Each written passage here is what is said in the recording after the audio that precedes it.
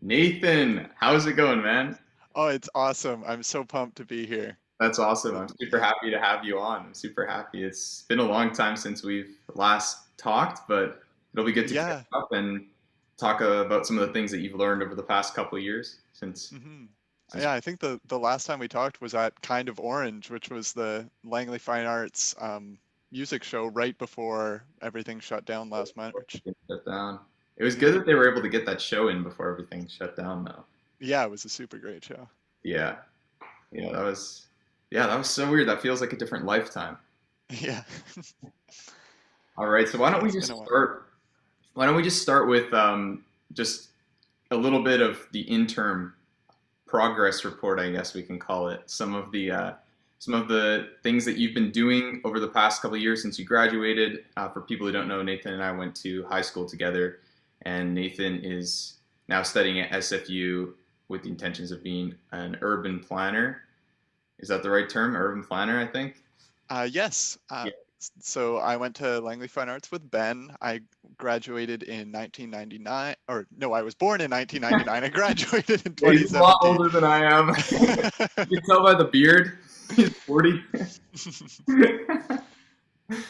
Yeah, I went right to SFU and I started studying in business and geography and then focused purely in geography. And my plan is to graduate in 2022 and then go on to a master's in urban planning. Sweet. And the reason for this is because you'd wanted to be an urban planner for a long time since you were in what, grade 9, 10, or was it even before that that you were interested in? Um, Um, Before grade 10, I sort of had two main career ideas. I either wanted to be a diplomat or a planner. And in grade 10, I sort of weighed my options and realized that I'm really attached to a lot of people in my hometown. And I don't really want to spend a huge portion of my life working abroad. I'd love to travel, but stay for a period of weeks and months as opposed to years. mm, So I eventually decided urban planning was the way I wanted to go and started looking into that avenue throughout high school, the later grades. I met up with some professional urban planners that I had contacts with, like through my grandpa, because my grandpa knows everybody. And I met with some of them, discussed the urban planning field, sort of the state of it. I did some research and it looked like a good fit for me. It looked like something that I could feel good doing, helping shape communities. And so I really strongly pursued that. And when I graduated from Langley Fine Arts, I thought that I would go straight into a bachelor's degree and hopefully by the end of that be able to get an urban planning job. Super And cool. You've always been kind of an analytical thinker with how you maybe make decisions. mhm, So I was wondering if you maybe could talk a little bit about how because everyone has different ways of thinking and different ways of kind of decision making, especially when it comes to big decisions. How do you think that you best make decisions, and how do you think that your method of making decisions has influenced who you've become, kind of as a person? mhm. Um, I like to think I'm very analytical and I very rationally weigh all the options. I'm sure there's a little or a fair bit of emotional component to those decisions as well. That urban planner just seemed like a really good job for me. But I think I've always been interested in maps, and that was an early indication that I was going to do something related to geography or to um, government or politics in some sort of way. And then when I looked into the field, it looked like a pretty good field. Like I didn't want to go into something where it was tough to get a job if there were way too many entrants and not enough positions. And urban planning looked pretty balanced in that regard. It's something that a lot of municipalities are growing their departments for, especially around here, but also all over Canada. Yeah, So and to date, the urban planning, at least in Langley, has been subpar. I could give thoughts on that, but I want to put those with a grain of salt because they are professional planners, and Yeah, I don't entertain the thought at all that I I know better than them yeah. what There's to probably do or so have weighed many. all the options. Yeah, there's probably so many more variables than we think when it comes to even the simplest of things. It's so easy to look at something and say, "Oh, that's terrible. I could do better." But then the more you learn, the more you train yourself, you're like, "Wow, maybe I couldn't do Mhm. better." It's kind of challenging. I don't know. Have you found that with your studies? You've become more confident in your abilities or less confident in like your ability to intuitively judge those kind of things? Um, I'll start by going back to grade 12. I remember one of the big things I talked about with my friends when I said I wanted to be an urban planner was there's this intersection in Langley, and I always thought this is a terrible intersection. It's so dangerous. I want to fix this intersection. I want Mhm. to turn it into a four-way traffic light as opposed to like a big mess of stop signs and T-junctions that it is now. Something And reasonable. then I actually did um, plan out a redesign of it, and I submitted it online, actually onto the like Langley Reddit forum, just to see what people thought of it. And it turns out that like after researching traffic volumes and traffic patterns, my redesign wasn't exactly the best. I think there are still a lot of safety improvements that could be made there, but mainly concerning pedestrians and cyclists. Like for cars, it's pretty much in the situation it should be, except maybe making some adjustments closer to the freeway interchange. But yeah, there were a lot of things that I didn't know back then, or just things that I thought were standard and common knowledge. And actually, there's a lot of wiggle room when it comes to designing roads and adapting to certain environments. That's super interesting. So, so far you've been studying geography mainly, right? That's been your focus. And what are some of the things that you've Mhm. studied and learned and that have kind of informed how you think about these kind of problems as opposed to how you used to think about them when you were just starting to become interested in urban planning? Well, when I was starting to become interested in urban planning, of course, I knew about climate change, but I didn't really know about the current trends in urban planning when it comes to addressing road congestion. And so I first thought like, oh, it's all just about building wider roads and building traffic lights and making sure all the intersections are able to handle the amount of cars they get. And then I sort of realized, and what a lot of urban planners are doing is, how can we make roads friendlier for other modes of transportation so that there are less cars in the first place? So you don't have to worry about traffic as much in that regard. And so it's sort of a balance of the two. Of course, it's still important to accommodate all the cars, and you can't create just like a hellscape of traffic, but it's also important to provide alternatives. Like public transportation type alternatives? Is that kind of what you're saying, or like biking and Mhm. okay. All of those, yeah.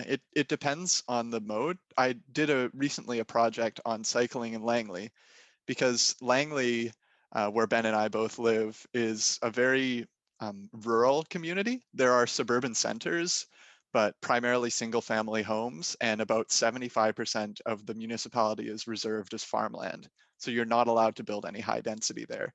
Hmm. So building a really robust transit network doesn't really make sense when people are spread out so much. And that's why I figured cycling's a better alternative, because Langley's a really scenic place. It's a lovely place to cycle if the roads are safe to do it. And even if they aren't, people still do. So. Oh, all the time. Yeah, you see people out and about, especially now. Lots of people are cycling. Yeah, I've been. My dad got really into to cycling recently. He dropped like 5K on a bike, Wow, yeah. like a midlife crisis type thing. Instead of the Beamer, he got the bike. So so yeah, we go biking sometimes. But I think that I think that's really important to try to um, implement opportunities to do these alternative means of transportation because I think a lot of people want to, and if you incentivize it, if you give opportunity, I think that a lot of people will. And I just recently finished reading Bill Gates' book on how to avoid a climate disaster.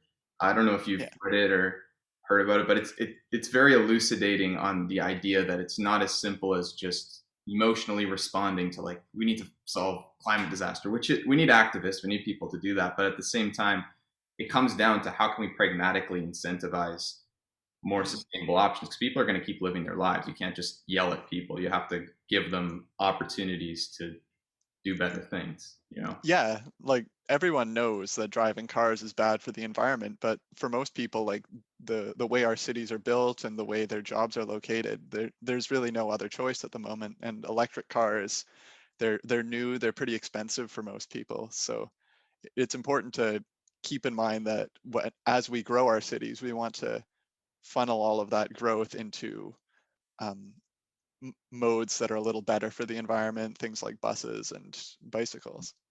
But there's also problems, I think, when it comes to, as we were talking about earlier, the more urban versus the rural kind of areas. Like Mhm. electric vehicles, even if you get the prices down, you have to think about things like range and how what the kind of utility will be if somebody's living, say, in a place where they're going to have to do really long road trips regularly or go through places that are maybe not built with the infrastructure to sustain. So it's a pretty big undertaking. And the bigger problem of like most um, electric vehicles are kind of reliant on fossil fuels in order to charge, like the electricity problem, right? So there's Right. that to consider, and that's even Yeah. a Yeah, more we're spoiled here because we have so much hydroelectricity, but yeah, out but in other places over, in the continent, and it's overall, it's a bigger problem than even than transportation, and cement's an even bigger problem than that. So it yeah, kind of it's complicates all over the place. it. You're like, oh my goodness, everything's a problem now. Yeah. Well, that's really interesting. So I want to talk a little bit about intuition because before we do this podcast, we were just texting back and forth, and you mentioned something that I thought was really interesting about how your intuition has grown a lot through your undergraduate experience. And I had to think about it for a second, but I think that the same thing maybe has been true for me. But I want to get you to maybe just talk a little bit about what exactly you mean by that and how exactly intuition is important, because I think it's very easy to go to school to get a job, but the way that our society functions now, it's the intuition and the learning and learning how to learn seems to be even more important and more valuable. So maybe you could just talk a little bit on that. Yeah, there's a lot there. I guess I could go starting with how I think intuition is basically just knowledge that originally wasn't second nature, but you've applied it so much that it's become second nature and it's factored into the way you approach any problem. And I think the biggest field of inquiry that's become really important for my intuition and planning is economics. Mm, So I originally started my degree actually as a business and geography dual degree because that's what was recommended by the urban planners I chatted with. And as I did more research into the urban planning field, I realized that I didn't really need the business side because I'd probably have to get a master's anyways, and I could get a master's with just a regular geography degree. And that was what I had leaned towards the whole time anyways. So okay. I focused solely in geography after my first year. But in my first semester, I had this really interesting class, Economics 103, Introduction to Microeconomics, with this guy called Douglas Allen. I He took that is, same class the year after you. yeah, it's Very interesting class. yeah, super interesting. Like he's a bit of a controversial guy. I don't agree with a lot of the things that he says, but he has he gave this Pretty ultra really conservative on like certain issues, but yeah. yeah, Very socially I'm not on a plane with him, but in terms of brilliant guy though, for sure. the economic lines of inquiry was super important and Yeah. super interesting and allowed me to approach planning decisions from an economic lens because economics is all about considering like if we alter people's incentives a little bit, what will they do? And how can we change people's incentives so that they do what is best for everyone? And so all social programs alter people's incentives in some way. And so it's all about designing social programs and designing zoning bylaws and other governmental programs to encourage people to first of all, maximize their wealth. That's always good to have wealth, but also try and create a more equal and a more environmentally friendly society. Yeah, I think I think also um, the underlying principles of, and this I think applies to science in general, but through economics, but just the way of testing hypotheses and using kind of the scientific method through um, tools like, well, in a capitalistic world, Mhm. economics makes the most sense, right? And it's really Yeah, it really is important to learn how people work, at least from mhm, those kind of more reductionist model views, and then also to look at it and say, okay, but there's complex issues that don't fit nicely into this. But if we're just looking at definitely. the big picture of I want to build a road, it's a very, very useful tool. And it's very useful for looking at those small human decisions. Of course, in the big picture, um, there are things that the economic model you have to sort of develop alternative strategies to account for, things like public goods and externalities, things like that that aren't accounted for directly just in the model of everyone maximizing their surplus and trying to get the most utility out of things. Which is especially But important with things like climate related issues because there's a lot of externalities. And for people who don't know what that is, that yeah, just means that um, there's certain things that should be factored into the cost, like the overall cost of something, that aren't directly factored into the cost of, say, driving a car because it's mhm, given off to just the society at large in the form of climate change or something like that. That would be an exactly. It's public costs for private gain. And congestion is actually another example of that. yeah, that's an example that was used in in the Yeah. class. I remember. Yeah. Man, this is bringing back memories. That's hilarious. I think one of the Yeah. biggest things with me, and I don't know if you agree with this or if you want to talk a little bit about this, but with the kind of microeconomic model, it seems like there's not like one thing. I mean, there's obviously some level of disagreement in any field, but there's a decent consensus on certain elements of it. Mhm. But the whole, like, the underlying principle of everything is maximization and every single person is doing everything just to maximize different things.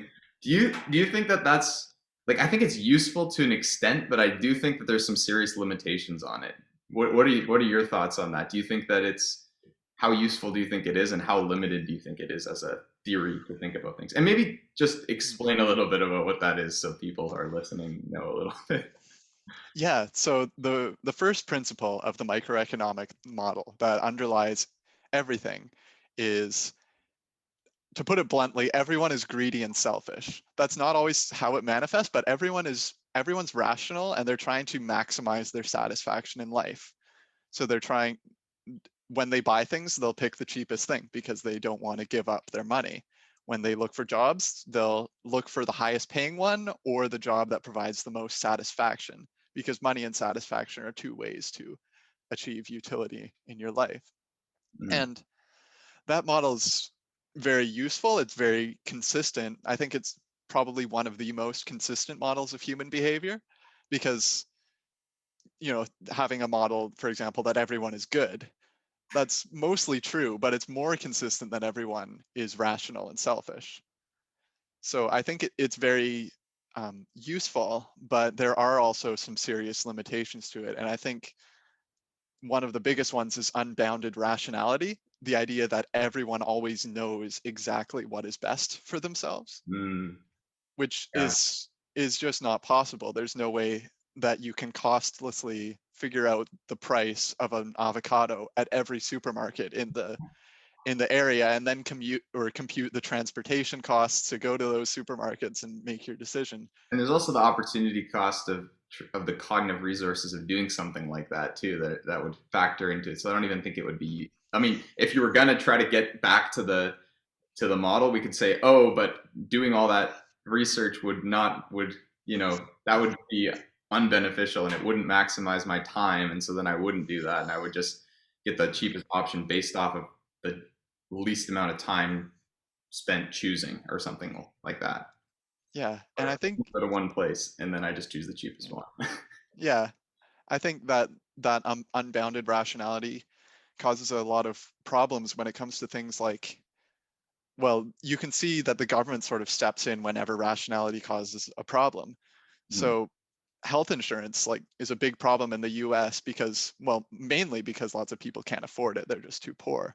But a lot of people who could afford it choose not to. They take that bet and end up with, these ungodly high hospital bills. So in Canada and in lots of other countries, the government sort of decided that it's better for everyone if they stepped in and cover health insurance costs like that. So that's just one example, and of course, there's lots of room for debate on that. That's not a strictly um, universal truth, of course, but in general, the limits to rationality cause some problems. Yeah, and the US is kind of an outlier in that sense. Like I think most other Yeah. countries with the same level of economic gain have elected to go the healthcare route. And it Mhm. seems to be overall better for economies anyways. So Oh yeah, but I can understand and like it's better for well-being too. yeah, yeah. But I think I can understand why the US would choose to go that way through the greed model of like right? Like it Mhm. makes sense if you're just thinking about it from the unbounded rationality perspective. Yeah, But then it's like that's if, only if you don't care about equality. yeah, if you don't care about other I- people and you If just you just care about maximizing the total wealth in the society and you assume that everyone who wants health insurance will buy it because yeah. they're unboundedly rational, And I then think you'll be there's fine. this misnomer too, especially with that related to what the states has with their healthcare system, that government involvement always worsens Mhm. situations. You know, because like if you look at the mathematical model of it, it's like what's like a simple way to explain it?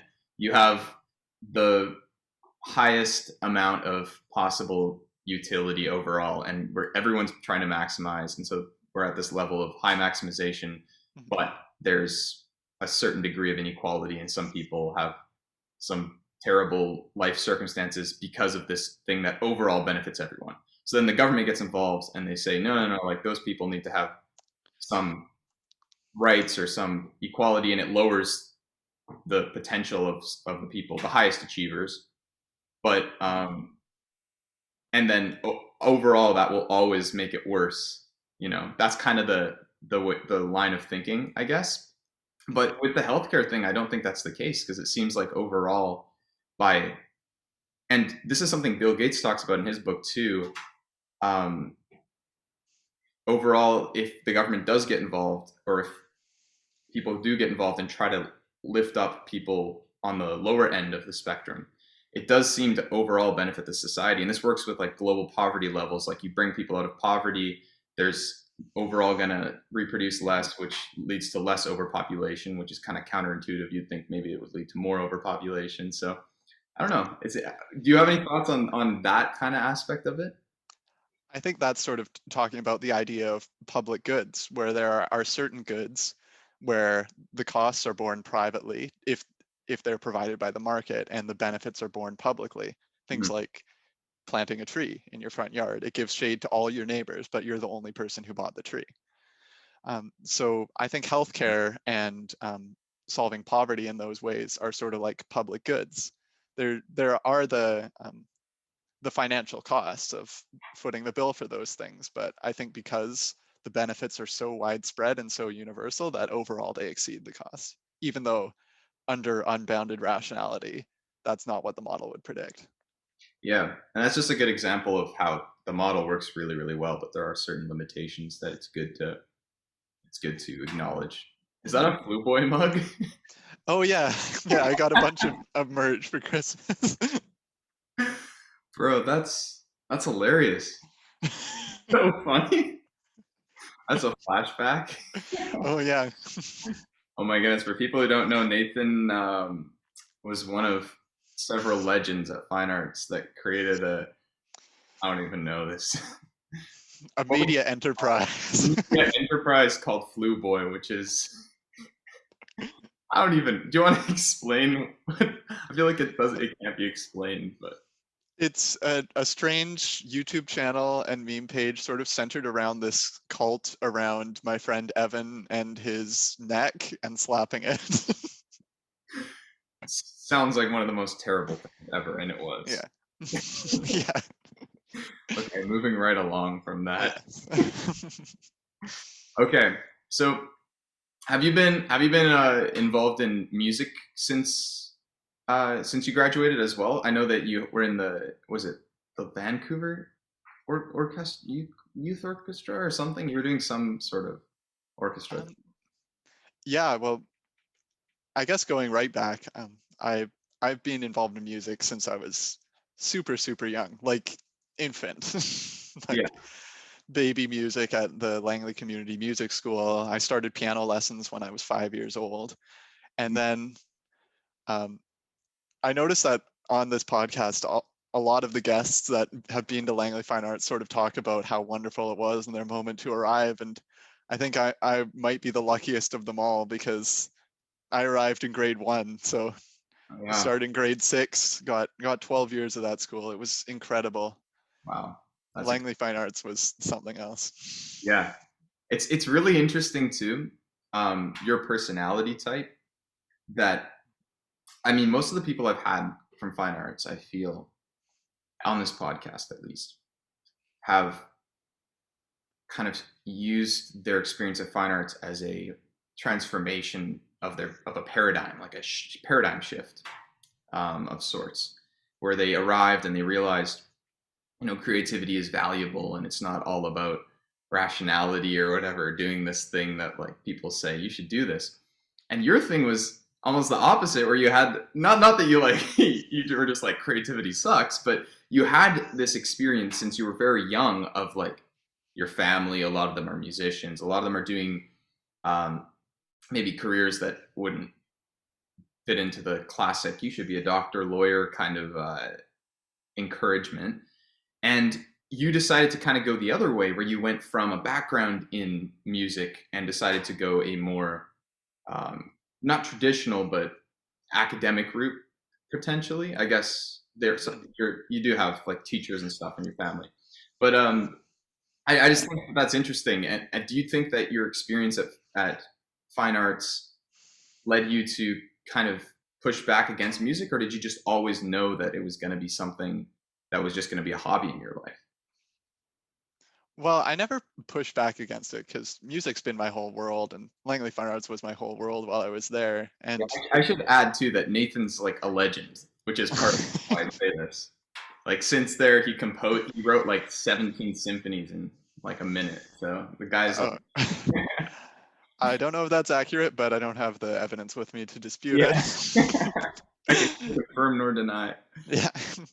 Yeah, so it's just always been a part of my life, and I think um, as I was going along in the fine arts school, it was something that I was like passionate about. It was something that I worked really hard at. I got quite into Baroque music and composing in that sort of idiom.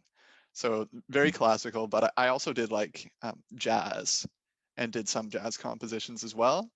Didn't really mix the two that much, although I do like throwing some counterpoint into jazz and having lots of melodies at once. And as I grew up through the school, I sort of really settled in on music as my major in grade 6, 7, 8. Like I liked art as well, but I decided music was going to be my path at that point, and very quickly joined all the ensembles just to get the most I could out of the program. So sang in the choir, played in the bands, originally on alto sax, and then I picked up the bassoon because I Wow. wanted to be unique. Wanted to play something that no one else played. Yeah, and And nobody else plays the bassoon. yeah, most people don't even know what the bassoon is. For those of you who don't know, Nathan's the only person in like the Lower Mainland that plays it. So The belching bedpost. belching bedpost.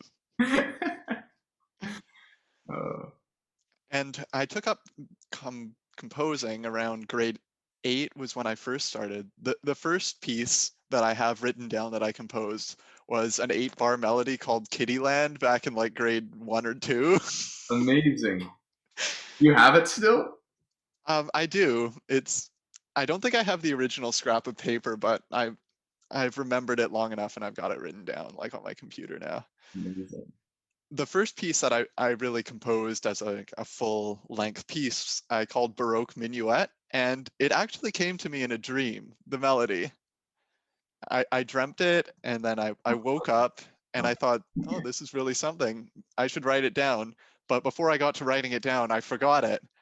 And I went, oh no, I've lost my melody.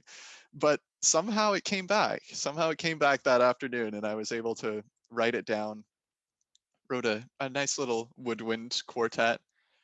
Wasn't very compositionally adept at the time, but one thing that helped me was I went to a workshop at the Langley Community Music School where we worked with members of the Turning Point Ensemble that sort of taught us some compositional um, frameworks and approaches to doing that. And that really helped jumpstart my passion for composing.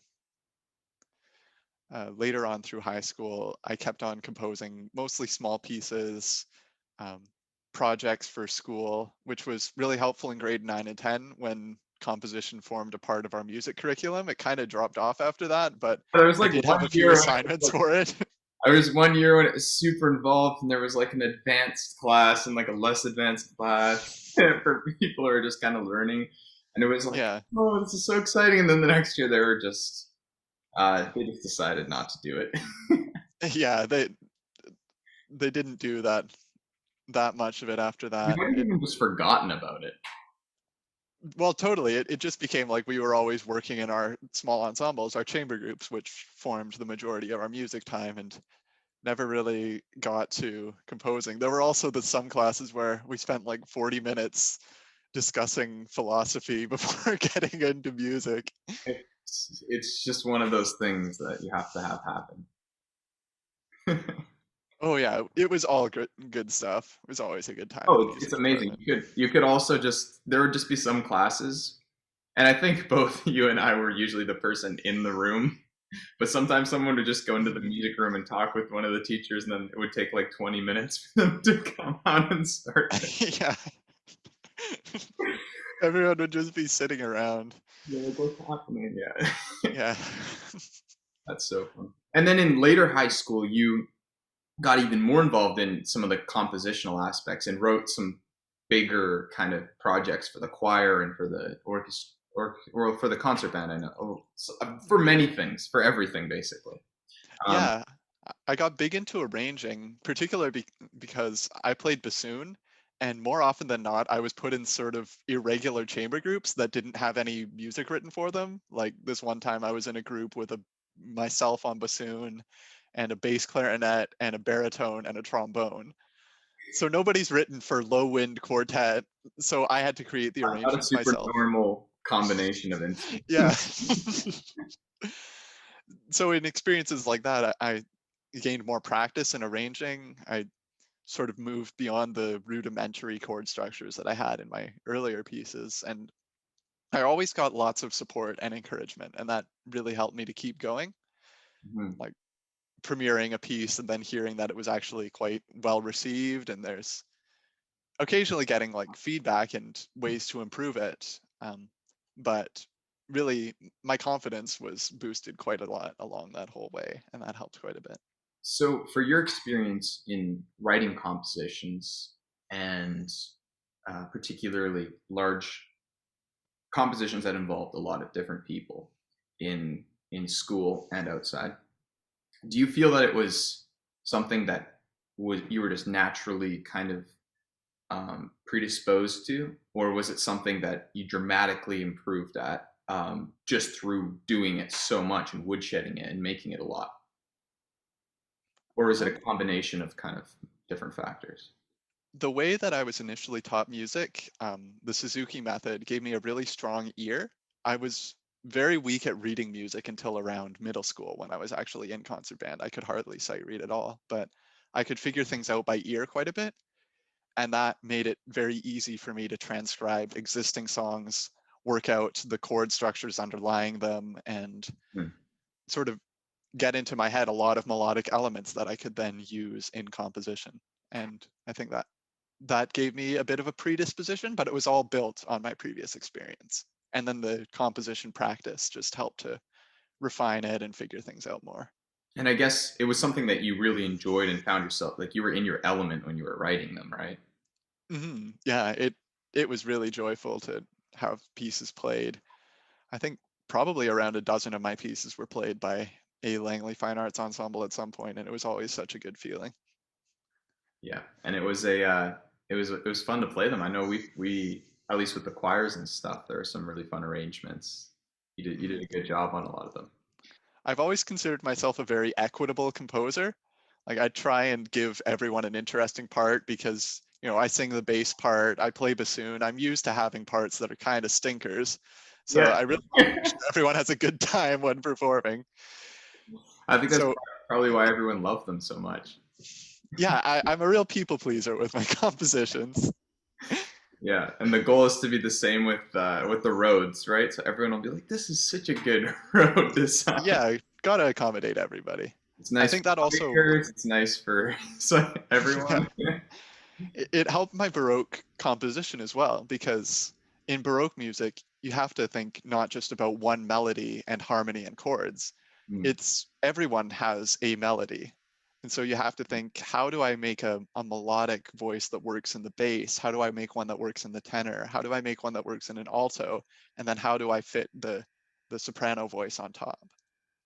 Yeah, and for people who don't know, the kind of Baroque style is a lot of moving lines. So every line is very dynamic and it's going somewhere. Whereas a lot of times Mhm. in choral pieces, if you're the bass part, you're just singing the same note a bunch of times and Yeah.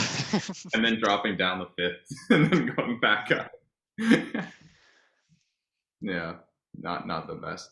So Yeah. okay, so music has always been something that's really been important to you.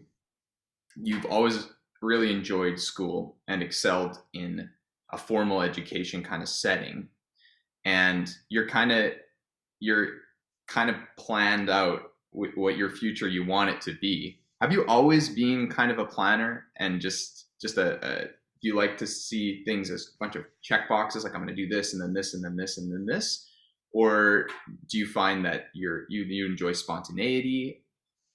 um, I think I really enjoy spontaneity when it comes to things I do for leisure. When I'm hanging out with my friends, I love just, it's 2 a.m., let's go to Denny's, that kind of thing, yeah, doing spontaneous get-togethers or but I do like to maximize the potential for enjoyment in everything I do. And usually things turn out better when you give them at least a little bit of planning, like hikes and camping trips.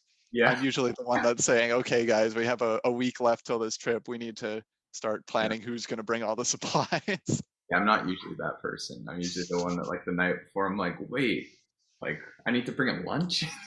Yeah. I also was a very forgetful kid and I lost things all the time. And that sort of inspired me to be a lot more organized. Like I actually keep an agenda now, something I never did in high school. I write down obligations.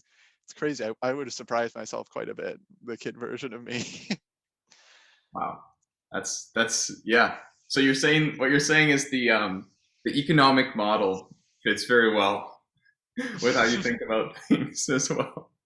Yeah, Maximize it's enjoyment. just the rational choice to try and plan things when I can. That makes sense. That makes sense. I And do think with my chosen career though, like a lot of people, you can't choose what you're going to enjoy. And a mm, lot of people deliberate quite a bit longer on their choice of career and have a tough time settling into one choice. So I think that was a little bit of luck or good fortune in just the way that I am, that I found something that interested me so much and that I haven't really wavered from that conviction, that I haven't found anything in the field that turns me away or makes me think I won't enjoy it. wow. So you've been and pretty much since before grade 10, you were saying you've been interested in urban planning, and music's been the like kind of your consistent hobby. So, do you have any advice that you would maybe give to somebody who doesn't have those same kind of um, uh, what would you call it, consistency of their interests? Like, how would you explore if you were unsure of what you were interested in?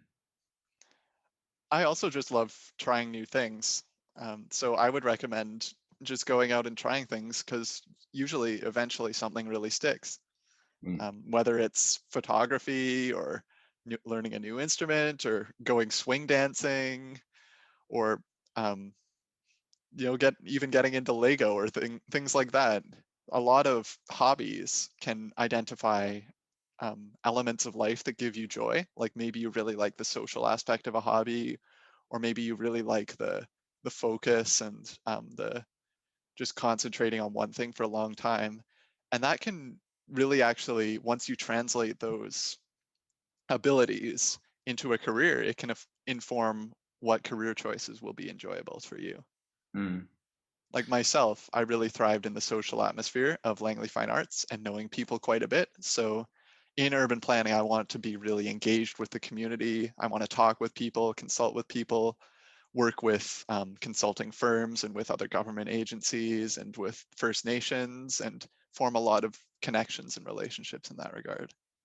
And you're interested in the local area as well too, right? Like you grew up in Langley, and your intention is to try to develop in the area. Is that correct? Yeah, I would like to keep working in the Lower Mainland. I love working in Langley, but if I could work, well, actually, I just got a co-op position with the city of Abbotsford very Congrats. recently Awesome. That's awesome. for this summer. So, um, yeah, lots of places around the region. Everywhere around here is quite a bit different, but there are a lot of commonalities as well. And Yeah. the scenery is one of those big commonalities that everyone Yeah. can enjoy. It's definitely a very beautiful area, and at least I also think that kind of the rural areas, the Langley, Abbotsford, just has a nice pace to a little bit of life, Mhm. just a little bit more farmy. Yeah, I like being out here. I like being able to just get on my bike and within 2 minutes I'm biking through a farm, as opposed to living in the city and kind of just being surrounded by activity, which is good as well. I enjoy that in Mm. times, but I think I'd really like to settle out somewhere a little more pastoral. Yeah, that's really interesting.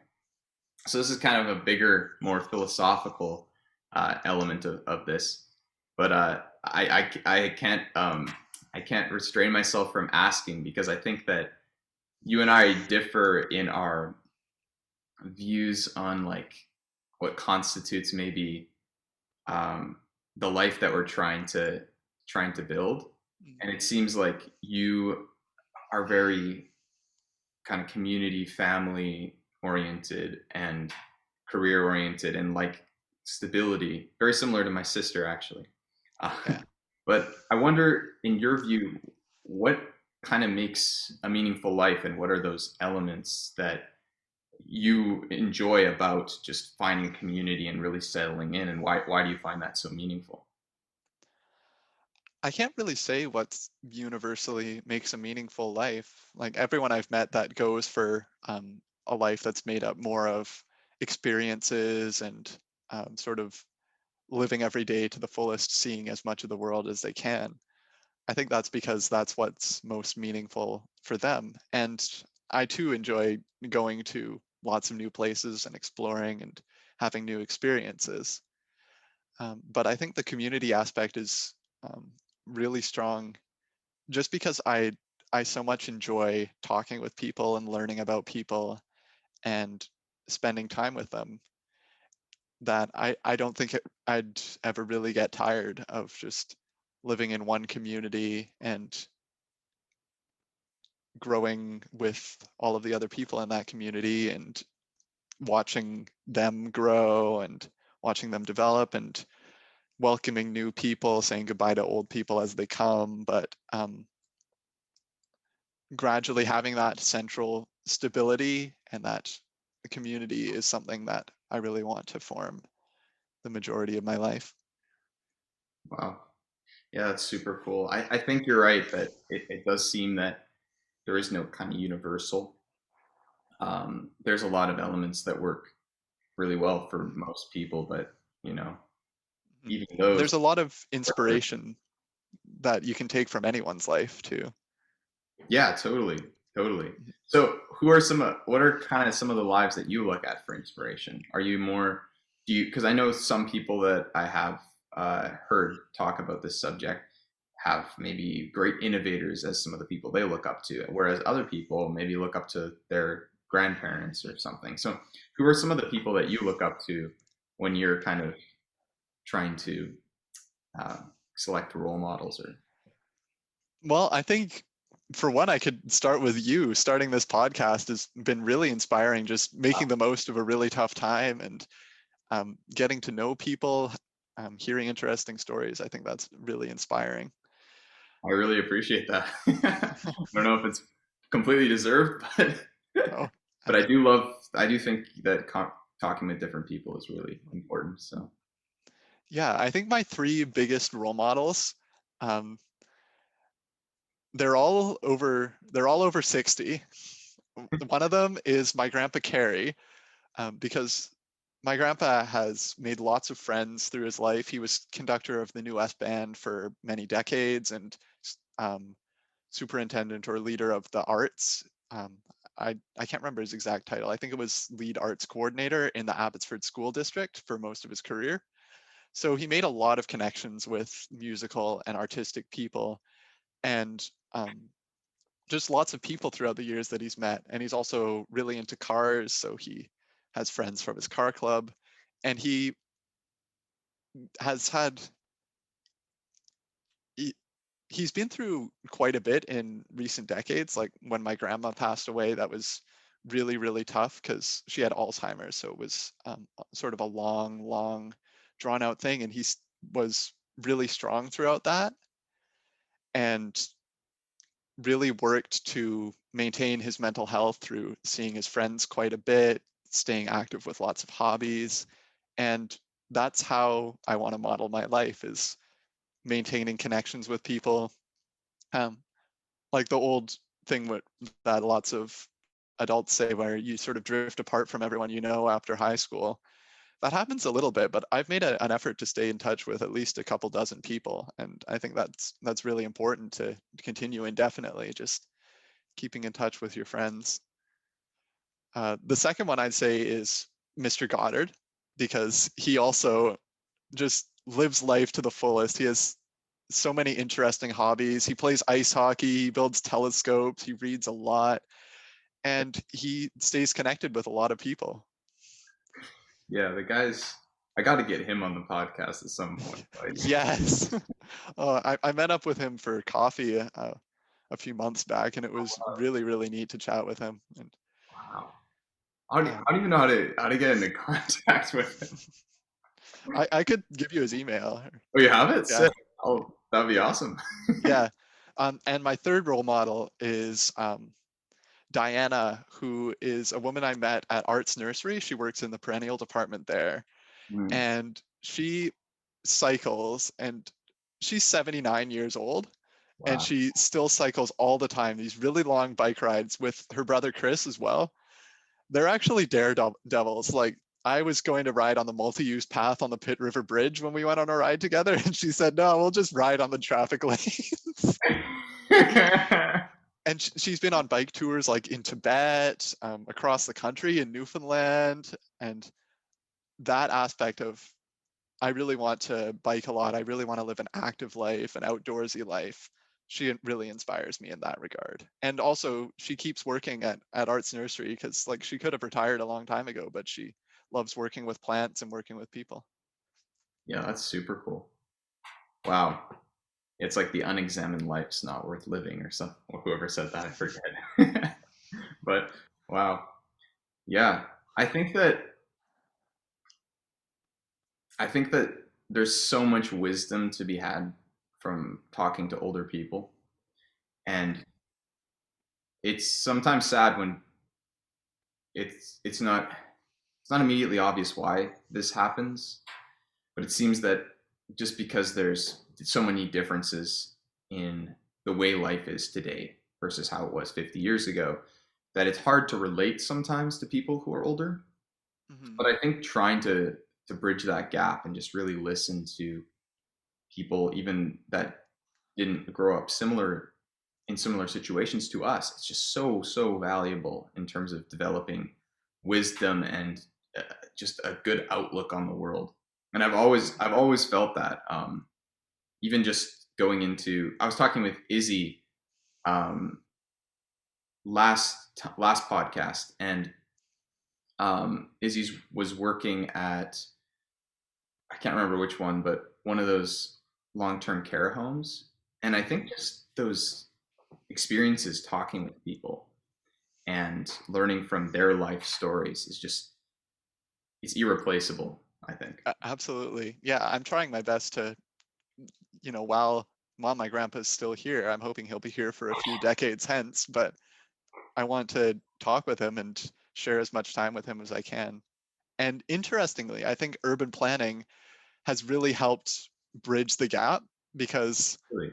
one of the first ways I got close with Diana at Arts was we'd be in the lunchroom, and she heard that I was into urban planning. So she'd ask me like, hey, what do you think of the Surrey LRT, or about various urban planning initiatives? So I got to talk with her about that. And with my grandpa, I'll sometimes ask him like, because he grew up in New Westminster in the 40s and 50s. I'll ask him like, what was it like when you were growing up? Did you ever ride the interurban tram? Things like that, because I'm really interested in how cities develop and how they've grown, and how Yeah, certain architectural forms are built and sort of persist even after they're no longer relevant, and keep affecting how we live our lives today. there's like so many metaphorical inferences of that too, just like learning how the past influences the present kind of idea. Yeah, But it's all over the place. Like the bones of past urban planners yeah, are informing exactly how we build our cities today. yeah, and it's so cool, and I think really important too to acknowledge and obviously there's some things in the past that we need to learn from and not repeat, but at the very least they need to be acknowledged. You can't just bury it, right? Burying the past is very dangerous because then you're going to repeat it. Yeah, you have to acknowledge like big mistakes. Like nowadays in Vancouver, the viaducts are really hailed as or not hailed, they're recognized as sort of, this is something we shouldn't have built. It made sense with their urban planning paradigm, but it was very destructive for Hogan's Alley, which was a Black community in Vancouver. And in the end, they didn't really end up being needed. They didn't build the rest of that freeway. And so when we recognize that, we can avoid making nearsighted judgments like that in the future. Yeah, I think that's especially important too in research. Just learning like what exactly do we need to be researching, what kind of questions should we be asking, and which kind of questions should we acknowledge that that's a question, but maybe we shouldn't explore that path too much because that's not necessarily like a thing we that's going to be helpful, and Mhm. maybe it would be better to allocate our resources in this other kind of area. Yeah. Yeah, super interesting. So um,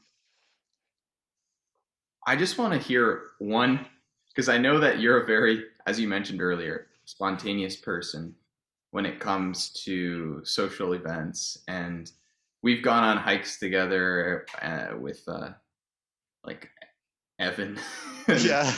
or whatever. Yeah, it is Terrible. worn out knockoff Tim's. Yeah, terrible, terrible. Um, I was wondering if you have any particularly good stories to tell, like from that kind of more comical side of experiences with people that won't be too triggering or whatever. Um, Not triggering, but I mean like it won't like make whoever the story's about mad. uh, I do have a story, but it does concern Evan in Whistler in grade 8, and I'm not sure if he'd want me to repeat it. It's not anything bad he did, but uh, eh, You could just make it about someone else. I You could just well say, now I've said his name. There's no going back. I mean, it doesn't really make him look that bad, so okay, I think I'll share it. So in Whistler in grade 8, we went on a band trip, and um, in that trip, I shared a hotel room with 4 of my friends, my friend Bennett, my friend Evan, and my friend Cairo. And we were all in grade 8 at the time, so this was like super new. We have independence. We're in Whistler. We get to go around the town and go to restaurants and stuff. So it was all super exciting. And um, on the first day when we were there, we were planning things, and Bennett and Cairo and I were talking, and we said, we should all go as a room to Earl's on the last night, like have a fancy dinner as sort of a celebration of this trip. And that was our plan throughout. And we pitched it to Evan as well. But Evan had already been invited by another couple of rooms to go to the Mongoli Grill, which and those other rooms were kind of like the cool guys in the grade. We weren't really the cool guys. We were Yeah. just sort of like the music nerds. So we were like, all right, Evan, go have swag with the other guys. Like we were kind of flippant about it at the time. And then so on that last night, we went off to the Mongoli Grill and or not no we went to Earl's, and from the Earl's you could see the Mongoli Grill. So we were talking while we were eating like, oh, Evan's living the high life with all the cool kids, and kind of being a little disrespectful. But after the dinner we walked back to the hotel, and who did we see there but Evan, because when he went out to meet with the guys to go to the Mongolian Grill, he couldn't find them. Oh no. So, It's and he terrible. wasn't allowed to leave the hotel alone because we had to be in pairs whenever we were going around the village for safety. So he was just stuck in his room, and he had all these hard-boiled eggs that he had found. So that was his dinner. He was stuck eating the hard-boiled eggs.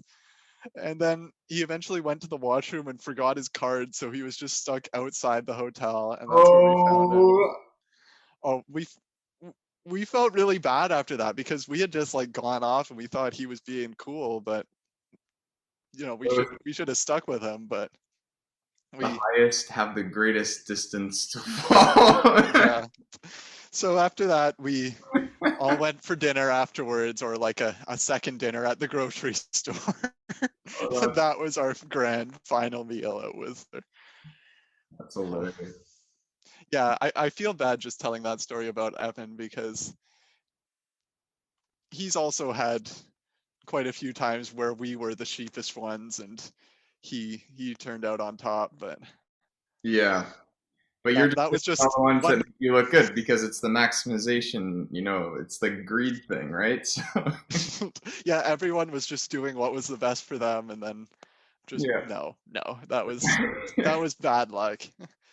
We had a lot of good times with Evan on that trip. For most of the trip, like when we went down to the pool on the first night and whenever we performed, we were all together. It was just that one night where things went awry. Yeah, those music trips were legendary. They're so, Hmm. at least for myself, one of the coolest things about them is just the exposure to just such different people, especially the workshoppers, the people that you're working with Yeah. from everywhere. There's people from all sorts of different styles, genres, countries, and it was just super interesting to just have that kind of breadth of experience with different musicians. Maybe you want to talk a little bit about uh, how just having opportunities to work with and listen to people and musicians, especially in this sense, from so many different kind of backgrounds, influences your ability to kind of appreciate a wide variety of music. Yeah, I think at Langley Fine Arts, we had a lot of opportunity to have workshops with lots of professional musicians. And I'm kind of sad that I missed out on the trips that you guys went to Salt Spring and to Vancouver Island and to Fino, Mm. and have those experiences because we mainly had workshops with concert band people or jazz people and lots of really skilled people that gave us lots of valuable information, but we weren't really exposed to any different paradigms than we were taught. Mm. And so I think having that exposure would be really valuable as well. But We got some cool things, maybe not on trips too, but this is an example. Like in grade 10 with Marcus Mosby down in that yeah, was yeah, cool. singing in the choir there at the Gospel church, choir, that right? was really neat. Yeah, Yeah. in a few for sure. Yeah, and having the Arts Matters people at the school, like playing with Mike Garson, that was a really incredible experience. That's incredible. Yeah, Mike Garson is the guy who was the piano player for David Bowie and Hmm. ridiculous musician. And he came to the school, and we were playing with him in jazz band, and I think And not. orchestra. We did a few Bowie numbers and a few jazz numbers with him. I wasn't in orchestra that year, but uh, there's also a couple of people who did like solo kind of songs with him too. That was pretty cool. So it was such a Mhm. fun experience. And Yeah. who else? There's a few other musicians that came. Do you remember? Yeah. Alex Cuba Oh my was goodness, during our time. Yeah. so That was good. super cool. The guy's a legend. That guy was so cool. I just I, remember I was like playing bass or whatever. yeah. The bass player from that band gave me like the best advice at the time. He was just like, he was just, it was something super simple. Like I was just playing it. He was like, if you do this, it'll be easier. And I was like, it's like, what? How did I never know Yeah. that? Yeah, sometimes it takes a lot of really deep feedback, and sometimes just one really simple tip can do a lot for your musical ability. Yeah. Anytime in life something like that happens, it's like whenever you have an epiphany, or I guess you're not having the epiphany, but someone just tells you something and you're like, what? Like that's what this means, or like that's how it Yeah. is? Those are the coolest. Those are the best moments. Hmm. Yeah, Yeah, and we had a lot of those in music at the fine arts school. yeah, absolutely. Okay, so we've talked a lot about your background in music, intuition, kind of your goals of creating meaning in kind of how you want your life to be structured.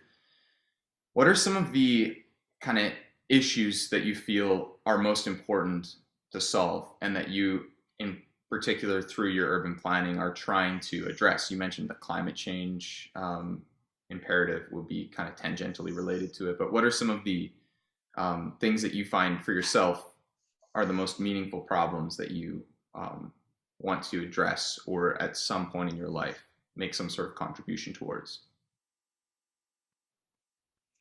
Climate change is a huge one. I think another big one is housing affordability in Metro Vancouver. And I Mhm. think that's a problem that hasn't really been addressed in a meaningful way yet. And so I'm hoping in my master's degree to do some more research on the factors that led to that, because it's a multitude of factors and not every one of them can be fixed. Like one of them, we just have a really big shortage of land in this region. Like we're pretty hemmed in by lots of things. And we have important institutions like the ALR that, oh, Ben, I can't hear you. Lost your audio for a second. Oh, Oh, you're back. okay. Okay. Yeah, things that sort of hem in urban sprawl, but there's also the fact that lots of places in this region haven't really been able to densify except in the form of luxury condos or mid-rise townhouses. There's not really that middle range of like 4 to 6 story apartments that you see in lots of other cities Mm, that keep housing prices in an affordable range. So one of those is just zoning bylaws. Like the current Vancouver zoning bylaw in many ways is unchanged from 1923 when it was originally drafted.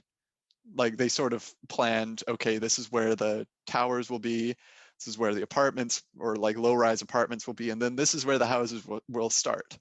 And the houses started at a rational distance from the city center in 1923. mhm, But almost 100 years later, those houses haven't really been allowed to keep up with the growing demand. mhm, So I think that is, and there's resistance to that. There's people that don't want to have big neighborhood change. But I think if more of the region was opened up to that change, it would occur a lot more gradually. And you wouldn't have things that are the current development paradigm where it's just like pick one neighborhood, bulldoze the whole thing, and make it taller, which is what's happening in Willoughby. If it happened at the whole time, it would be more gradual. And so people wouldn't feel like their neighborhood is being destroyed. mhm. I think that's really interesting. Yeah, because I think that there's a big problem, and this I guess is a case in every city, but especially in Metro Vancouver, just with the kind of scenic element of it and the natural beauty and the trees and the land around, and I think everyone here, or most people, are very resistant to building and developing a lot because people Mm-hmm. like being able to go on bike rides and having lots of trees and lots of natural scenic beauty. And I think that maybe that's part of the reason why there would be resistance to developing. But like you say, if the bylaws are outdated and the only way development can happen is in the extremes that you see in a place like Willoughby, then it's just an uneducation problem where you need people to realize that that doesn't need to happen. That's only happening because of this problem that we could easily fix or we could easily um, address and try to change. So, how do Yeah, you have any ideas with like what exactly could be done to change that? I think, well, first of all, protecting existing development areas or existing non-developed areas Okay. is important because like if density wasn't constrained in the downtown area, we wouldn't be moving into things like we need to suburbanize Fernridge now. Fernridge would be off the chopping block for 60 years at least because there's a lot of catching up to do in other areas, but it's not happening at the moment. And I think that it's important to maintain that tree cover. It's important to maintain park space and farmland because people really venerate that natural beauty, and we don't want it to go away. Even the view cones in Vancouver, like those are a very important and valid thing to preserve of the mountains. The view cones do constrain heights, but that's only because development has been zoned only in areas where the view cones are, as opposed to allowing it in other areas as well, or at least moderate gradual development, which has been sort of paused.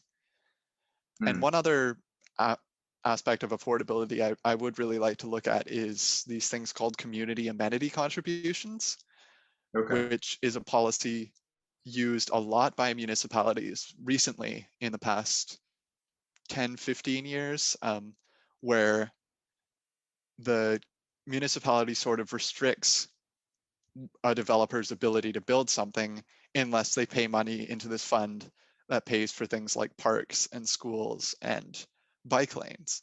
And because the real estate market has been so hot, that's a big cash cow for the municipalities because the developers are going to build anyways because housing is so expensive. But what community amenity contributions do, and I'm still I would like to do my master's thesis on something like this to look more into the specifics and actual dollar figures of this. Hmm. But just from economic intuition, you can tell that they do a couple things. Because whenever you essentially the community amenity contribution is a tax on an activity, it's Yeah. a tax on development.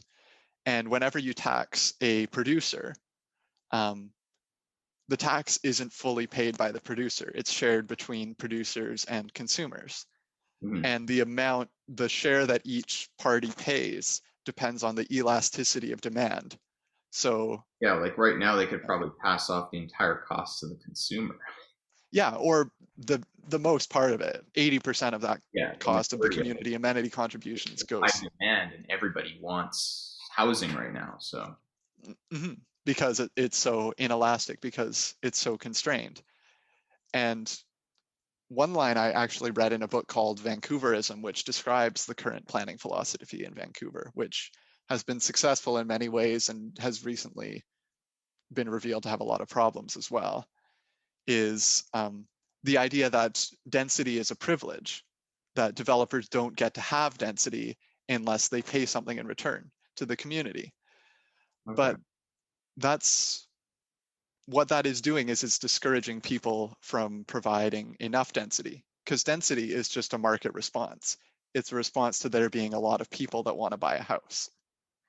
So Yeah. if you treat that as a privilege that is not really something that is deserved per se, or something that is something that should be paid extra for, Mm, it'll discourage the provision of it. And that'll discourage the overall amount of housing units. So that mm. makes the supply lower and further increases the price. So your suggestion is just to kind of do away with it entirely. Like it's not a helpful barrier. I don't think we should get rid of it entirely because it's a fairly well-established institution. Um, but I think that, What kind of amendments could be made to it then to kind of reduce the impact? Because I think a lot of people who grew up in Langley, and yourself included, it's a lot of people who I talk to really want to live here, and a lot of people who mhm, didn't grow up in kind of even the whole Metro Vancouver area. It's a very desirable place to live, both from people who are raised there and people who aren't. And so, like you say, there's a density demand, mhm. but it's not allowed to be provided because of these restrictions. So, what kind of amendments could be made potentially?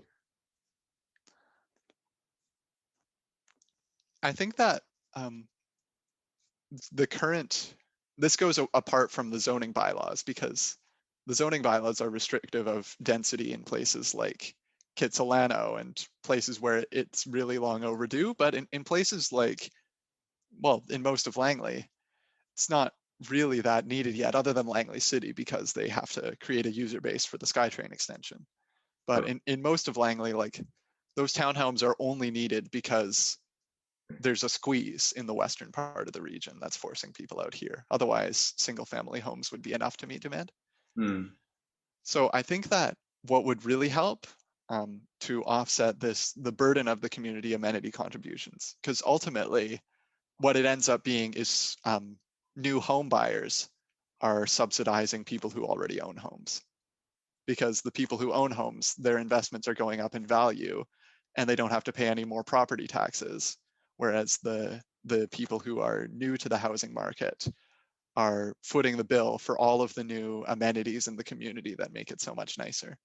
So I think what could be a solution is sort of a return to the model that prevailed in the 60s and currently prevails in Europe, where the federal government gets a little bit more involved in the housing market, Okay. and that just um, results in the costs of amenities like public housing, which is also paid for with community amenity contributions right now. Okay. So it's sort of the housing stock that's available. Many people can't afford it, and the housing for those people is paid for by people who increasingly can't afford market housing because that cost is inflating the cost of it. It's one big bubble of Sorry, inflation. that was a lot of words. Yeah. Yeah, yeah, it's a positive feedback loop where the more the more people need public housing, The the more more they it want it, costs, the more the they higher the cost. community amenity contributions are, the more market housing costs, the more people need public housing. So So I at think the idea is some that, point that loop needs to be broken, but it's not super important where. yeah, and it needs to be broken in a way that doesn't distort the incentive to build enough housing for everyone. And I think that means that the federal government is probably like, we almost might want to return to the days of the 60s where the federal government got a lot more involved in public housing, Hmm. where the provincial government pays for schools more readily as opposed to like only paying for them when all the other schools have 10 portables and class sizes have 40 kids in them. Yeah, Things where more evenly spread costs sources like the federal government and provincial government, they make their money through income taxes, which is more evenly distributed, or at least not providing a huge burden on any one group of people. I think a return to that model would, first of all, calm the housing market, but also just allow. Actually, that's the main benefit, is calming the housing market. I think the provision of services would be so around the same, but it would become a much more livable area. so essentially, it's one of those situations where probably the only real solution is to get a more centralized involvement. In the doesn't seem to be kind of innovation based solution Yeah. that will help to reduce the costs per se. Mhm. And it's partly because of municipal funding mechanisms. Like municipalities can only make money through property taxes. They can't, they don't get tax money from any other reason or any other source. So they turn to these community amenity contributions because it looks like a really good way to get money. Yeah. And the municipality benefits because the mayor probably already owns their house, and most of the people living in the municipality own their house. So it's just a very small group of people that pays most of the costs. And I think there's a lot of ripples from a situation like this too that need to be considered in that, a Mhm. kind of distorted percentage of rent versus own is going to be an inevitable kind of thing that will happen if prices continue to increase. And that might have potential ramifications for incentive to do really productive jobs that are necessary and need to be done. Because if people are like, well, I'm Mhm. never going to be able to afford my home, like there's no point. Even if I go to school for like 15 years and do this job, I'm still going to have to rent. Then I might as well just do this other thing. So I think Yeah. I think it becomes kind of an imperative when you start thinking about that, and also the affordability. Just like if there's no option for people who can't afford housing or just need a kind of stepping stone, that can become really problematic. Mhm. And there's also social issues, which are not really my area of study in geography, but pretty closely adjacent in human geography, where the social divisions in cities between rich and poor are widening under this current development paradigm, where there's not enough housing being provided and it's super expensive. And so that has impacts for society as well. Yeah, yeah, that's tricky. I think I think that that's when it kind of comes a little bit back to the whole the initial economic model of uh, government involvement. Too many restrictions can definitely mess with the potential for a population to be overall productive, Hmm. but too few restrictions, then you're not going to preserve anything, and the Amazon gets cut down. So there's Yeah. balance. There's a serious balance. But the nice Yeah. thing to remember too is, like, I don't know if you've ever read the book Factfulness, but No. it's a really, really great read. And really, like, he uses statistical. He's a data scientist, well, originally a doctor, but a data scientist later in his career. And it really uses um, a lot of statistics to kind of challenge our intuitions on a lot of things. That things are getting worse. That social trends are overall things are getting so much more dire. And overall, it's actually the exact opposite. Where suicide rates are Hmm. down 25% from what they used to be 10 years ago, and global poverty is down like 50% from what it used to be, and like a couple decades ago even. And everything's trending positively. So Hmm. it's these isolated circles of looking at something and saying, okay, like overall what we're doing is working to an extent, but we need to make sure that we're still aware of these other issues that are going to get in the way. They're really going to Yeah. get in the way. Yeah. Even as lots of things get better, we have to examine current policies and see, like, look Yeah. at the rationale for them, see if are they providing an essential public good, are they mitigating an externality, or is this just um, suppressing people's natural urges to provide goods in the free market? Yeah. It's definitely a balance. You want to be like, Yeah. I read a quote today actually. It was on, it's unrelated, on some neuroscience thing, but it was, you should innovate like an optimist but plan like a pessimist. Mm. I thought that was kind of poignant to this, Yeah. a little bit. Yeah, that's super interesting.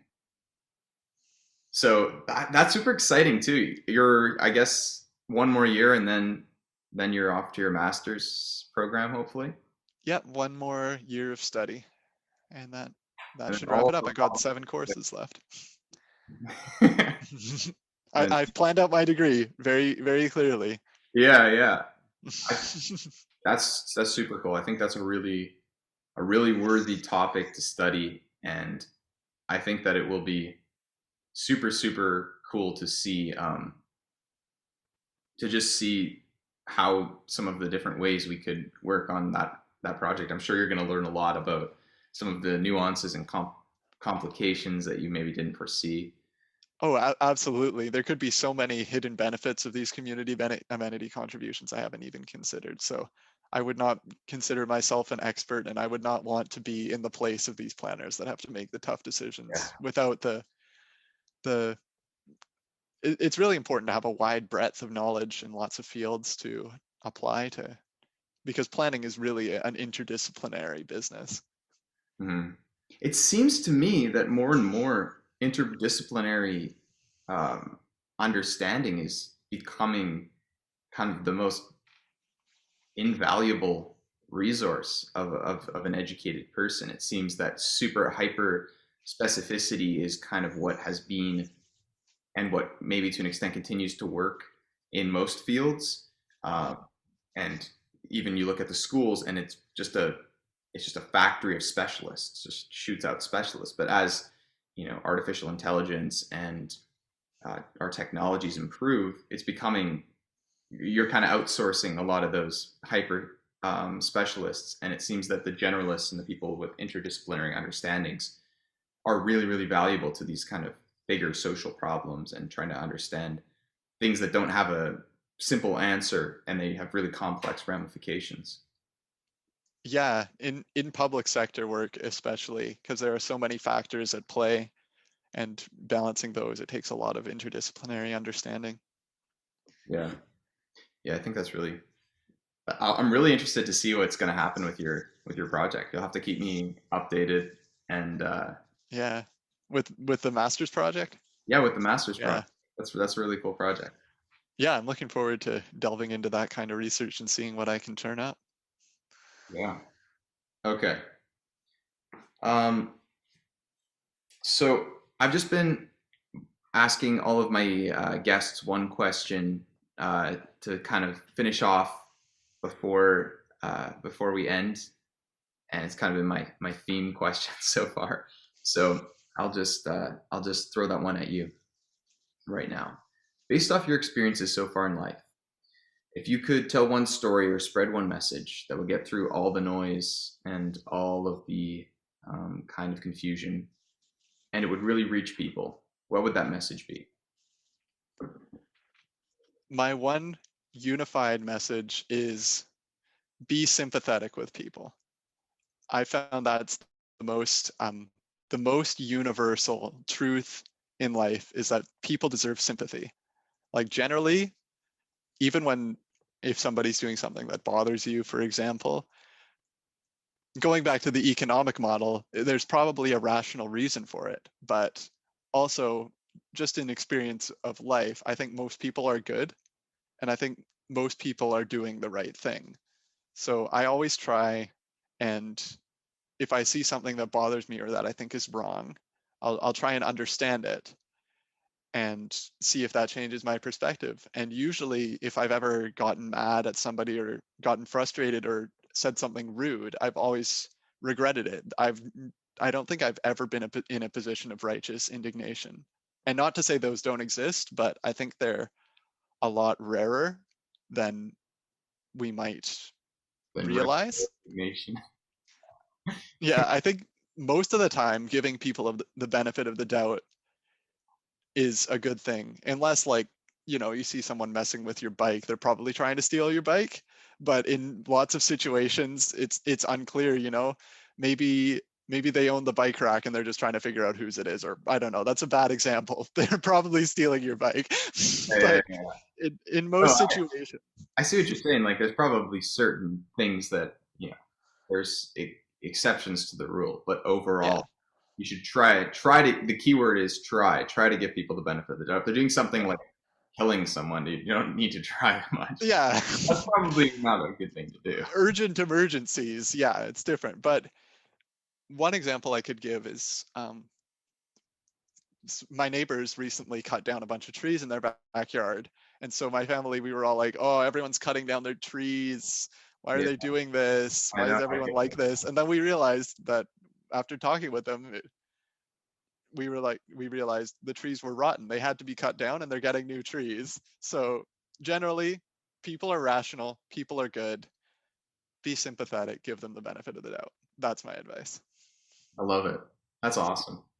Thanks so much for hopping on the podcast. It was so much fun to talk with you. I Yeah. hopefully when you're working on your master's project, we'll be able to have you back and talk a little bit more about what that looks like. We got into that later, but as soon as we started talking about it, I thought this is a really interesting topic that I personally don't know a whole lot about. So I'd love to learn more about that. And Yeah, I'd love to come back. It's been great being here. Really enjoyed it, and it's nice to talk with you again. yeah, it was a lot of fun. All right. Thanks so much for tuning in to episode 7 of At the Base of the Baobab Tree. I hope that you guys enjoyed this and got some value out of this, and I hope that you'll tune in soon for episode 8. Have a good one.